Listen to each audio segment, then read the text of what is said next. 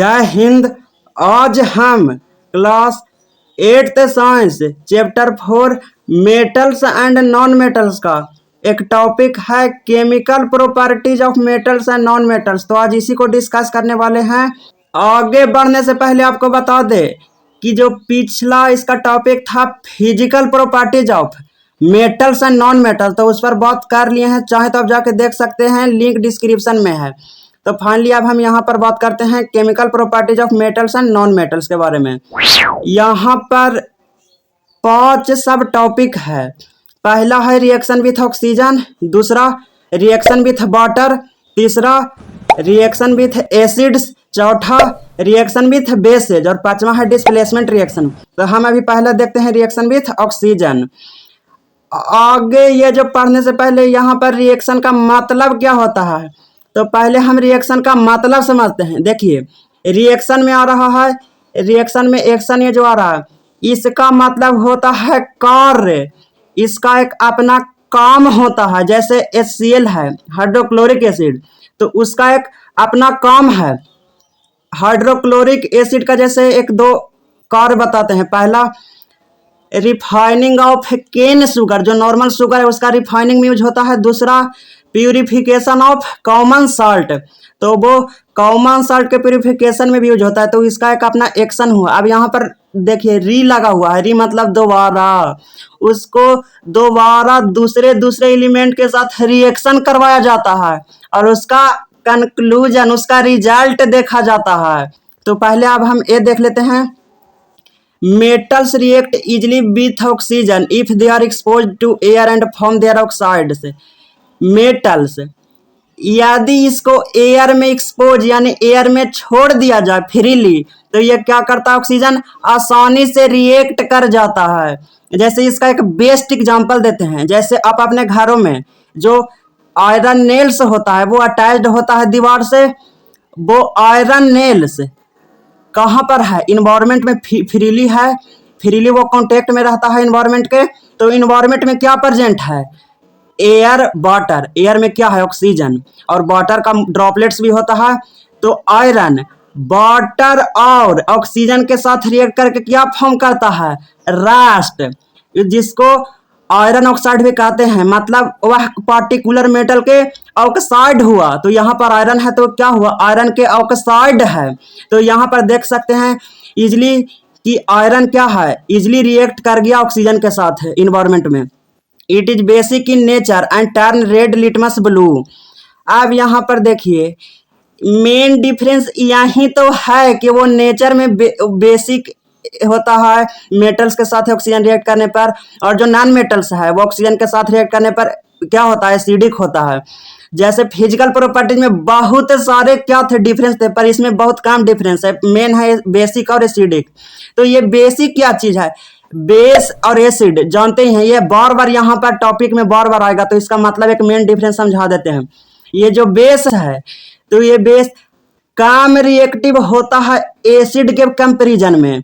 तो ये क्या है, basic in nature and turns red litmus to blue. अब पता कैसे चलेगा कि कौन बेस है कौन एसिड है, तो इसलिए क्या करते हैं, ये चेक करने का एक तरीका है जो लिटमस होता है, जो नॉर्मली बाजार में मिलता है।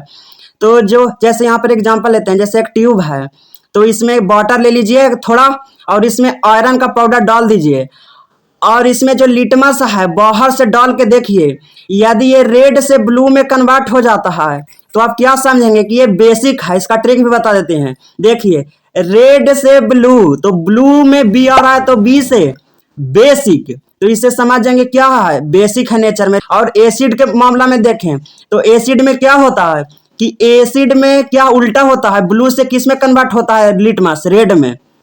अब यहाँ पर देखिए एग्जांपल दिया हुआ है इसका एक, आयरन तो बता ही दिए, आयरन भी इसका एक ही इसी एग्जांपल में आएगा। तो मैग्नीशियम, यहाँ पर देखिए सिंबल है, सिंबल जनरली इजी करने के लिए होता है। यहाँ पर देखिए कम शब्दों में हम आसानी से पढ़ सकते हैं। तो Mg है। अब यहाँ पर आप 2 लगा हुआ देख रहे होंगे, फिर यहाँ पर 2MgO। तो ये क्या है, ये केमिकल इक्वेशन बैलेंस किया जाता है। ये 10th में पढ़ना है, अभी हम इस पर नहीं उलझेंगे। तो मैग्नीशियम जब ऑक्सीजन के साथ रिएक्ट करता है तो क्या फॉर्म करता है? Magnesium oxide. देखिए यहाँ पर इसका सिंबल Mg है, तो 2Mg प्लस O2, ऑक्सीजन का O2 होता है और मैग्नीशियम ऑक्साइड का क्या हुआ? 2MgO। यहाँ पर देखिए जो मैग्नीशियम रिबन होता है, ये तो काफी फेमस है, हम जूनियर क्लासेस में भी पढ़े हैं। तो मैग्नीशियम रिबन को जब ऑक्सीजन के प्रेजेंस में इसको बर्न किया जाता है तो क्या फॉर्म करता है? Magnesium oxide. मतलब इस मेटल का क्या फॉर्म किया? ऑक्साइड फॉर्म किया। तो जितने भी मेटल्स हैं वो ऑक्सीजन के साथ यदि रिएक्ट होगा तो क्या फॉर्म करेगा? उस पर्टिकुलर मेटल का ऑक्साइड फॉर्म करेगा। अब देखते हैं नॉन मेटल्स। तो non metals react with oxygen and form acidic oxide. Non metals oxygen के साथ रिएक्ट करके क्या फॉर्म करता है? Acidic oxide. बहुत सिंपल है, एसिडिक ऑक्साइड मतलब जो नॉन मेटल्स है वो ऑक्सीजन के साथ जब रिएक्ट करता है तो वो क्या फॉर्म करता है? Acidic oxide. देखिए यहाँ पर एक एग्जांपल है, सल्फर प्लस ऑक्सीजन क्या फॉर्म किया? Sulphur dioxide. देखिए सल्फर का एस सिंबल है, ऑक्सीजन का O2 और क्या फॉर्म किया? एस सल्फर डाइऑक्साइड यानी SO2। तो ये जो सल्फर नॉन मेटल है और इसके साथ ऑक्सीजन रिएक्ट किया तो क्या फॉर्म किया? इस पर्टिकुलर नॉन मेटल का डाइऑक्साइड फॉर्म किया। पहला केस में क्या था? जब ऑक्सीजन मेटल के साथ रिएक्ट किया तो क्या फॉर्म किया? ऑक्साइड। यहाँ पर डाइऑक्साइड फॉर्म करता है, डाइऑक्साइड। तो अब हम नेक्स्ट देखते हैं। अब हम रिएक्शन विथ वाटर देखते हैं। पहला हम देख लिए, मेटल्स प्रोड्यूस हाइड्रोक्साइड्स और oxides and hydrogen on reacting with water. Metals water के साथ रिएक्ट करने पर क्या फॉर्म करता है? हाइड्रोक्साइड्स और हाइड्रोजन गैस। दो चीज, हाइड्रोक्साइड्स और हाइड्रोजन गैस। और इसमें एक इंटरेस्टिंग केस है, sodium metal is very reactive. Sodium metal जो होता है वो बहुत ज्यादा रिएक्टिव होता है। यदि सोडियम मेटल वाटर के कांटेक्ट में आ गया तो वो क्या कैच कर लेगा? फायर कैच कर लेगा। और इस फायर को कैच करने से बहुत ज्यादा हीट जनरेट होगा। इसीलिए सोडियम मेटल को किरोसिन के अंदर रखा जाता है ताकि ये वाटर के कांटेक्ट में ना आए और ये क्या हो, और ये कैच फायर ना करें। जैसे यहाँ पर देखिए एक इक्वेशन है, केमिकल इक्वेशन, सोडियम का Na तो 2Na, कोल्ड वाटर का H2O और यहाँ पर सोडियम हाइड्रोक्साइड का 2NaOH और हाइड्रोजन का H2 प्लस हीट। तो यहाँ पर ये जो ऊपर की तरह जो तीर है ये क्या दर्शाता है? किसी गैस जब इवॉल्व होता है, हाइड्रोजन क्या है? एक गैस है। तो देखिए सोडियम को जब कोल्ड वाटर के साथ रिएक्शन करवाया गया तो क्या प्रोड्यूस किया? Sodium hydroxide plus hydrogen plus heat. तो यहाँ पर देखिए क्या लिखा हुआ था कि जब मेटल्स वाटर के साथ रिएक्ट करता है तो क्या प्रोड्यूस करता है? हाइड्रोक्साइड्स और हाइड्रोजन। तो यहाँ पर देखिए इस जो पार्टिकुलर सोडियम है इसका हाइड्रोक्साइड फॉर्म किया है और हाइड्रोजन। और यहाँ पर हम भी देखते हैं तो नॉन मेटल का, generally non metals do not react with water though they may be very reactive in air. Non metals very reactive नहीं है वाटर के साथ, ये बहुत कम रिएक्टिव होता है वाटर के साथ, लेकिन ये एयर में बहुत ज्यादा रिएक्टिव होता है। वाटर में तो नहीं होता है पर एयर में होता है। पर हम मेटल्स में केस में देखें कि मेटल जब वाटर के साथ रिएक्ट करता है तो हाइड्रोक्साइड ऑक्साइड फॉर्म करता है, मतलब रिएक्ट करता है, पर यहाँ पर नहीं रिएक्ट करता है वाटर के साथ, एयर के साथ रिएक्ट करता है। यहाँ पर भी एक काफी इंटरेस्टिंग केस है, phosphorus is a very reactive non metal. वहां पर देखे थे सोडियम बहुत रिएक्टिव मेटल है, पर यहाँ पर कौन है? फॉस्फोरस नॉन मेटल के केस में। ये जो फॉस्फोरस है ये भी यदि एयर के कांटेक्ट में आए तो फायर कैच कर लेता, इसीलिए इसको वाटर में स्टोर किया जाता है ताकि ये एयर के कांटेक्ट में ना आए और फायर कैच ना करे। अब हम थर्ड देखते हैं, रिएक्शन विथ एसिड्स। अब हम एसिड के साथ रिएक्शन देखते हैं मेटल और नॉन मेटल का। Metal react with acids to form salts and hydrogen gas that burns with a pop of sound. Metal जब एसिड के साथ रिएक्ट करता है तो क्या फॉर्म करता है? दो चीज, सॉल्ट्स और हाइड्रोजन। सॉल्ट्स मतलब NaCl और हाइड्रोजन गैस। देखिए जैसे यहाँ पर एक एग्जांपल लेते हैं, जैसे यहाँ पर एक ट्यूब है तो यहाँ पर मेटल और एसिड मिक्स है। जब यहाँ पर से जब हाइड्रोजन गैस इवॉल्व होगा, यहाँ पर देख सकते हैं सॉल्ट और क्या प्रोड्यूस होता है? Hydrogen gas. तो जब मेटल और एसिड का रिएक्शन चलते रहेगा तो क्या प्रोड्यूस होगा, हाइड्रोजन गैस। और उस हाइड्रोजन प्रोड्यूस करते वक्त जब हम मैच स्टिक जला के फ्लेम को उसको यहाँ पर ले जाएंगे तो पॉप साउंड प्रोड्यूस होगा। अब यहाँ B non metal, generally non metal do not react with acid. जो नॉन मेटल है वो जनरली एसिड के साथ रिएक्ट ही नहीं करता है। जैसे नॉन मेटल का एक एग्जाम्पल है सोडियम हाइड्रोक्साइड।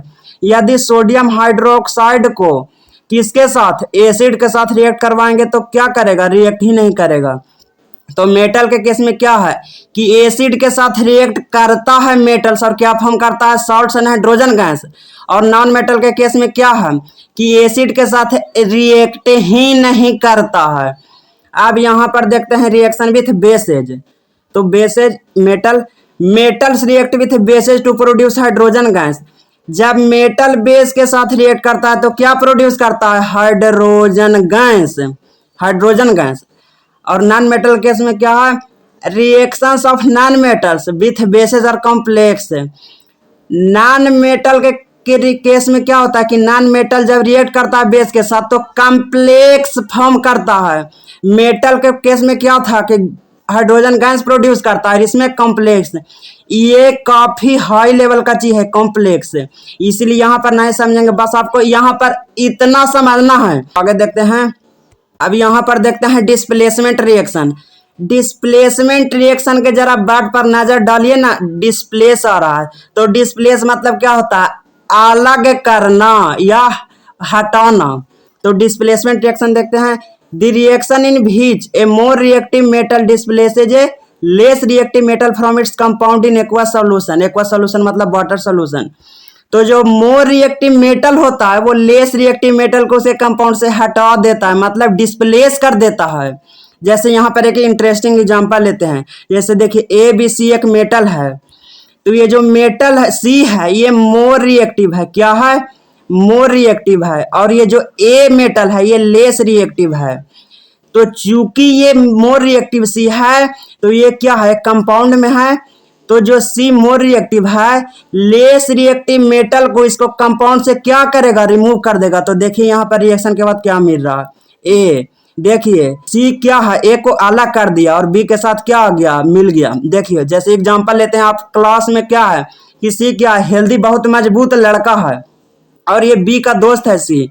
तो सी देखा कि अरे भाई ये तो बी मेरा दोस्त ए के पास है तो ये तो मजबूत है सी क्या किया कि ए को क्या किया, अलग कर दिया एक थाप देके, तो ए अलग हो गया। इस तो यहाँ पर देखिए क्या लिखा हुआ है, जो मोर रिएक्टिव मेटल है वो लेस रिएक्टिव मेटल को उसके कंपाउंड से क्या कर देता है, अलग कर देता है। यहाँ पर अब कुछ क्वेश्चंस है जो आपको कमेंट बॉक्स में जवाब देना है। तो और भी इस चैप्टर के वीडियो बना हुआ है, प्लेलिस्ट का लिंक कुछ यहाँ पर अपीयर होगा, चाहे तो जाकर देख सकते हैं। अतः मिलते हैं अगली वीडियो में। जय हिंद।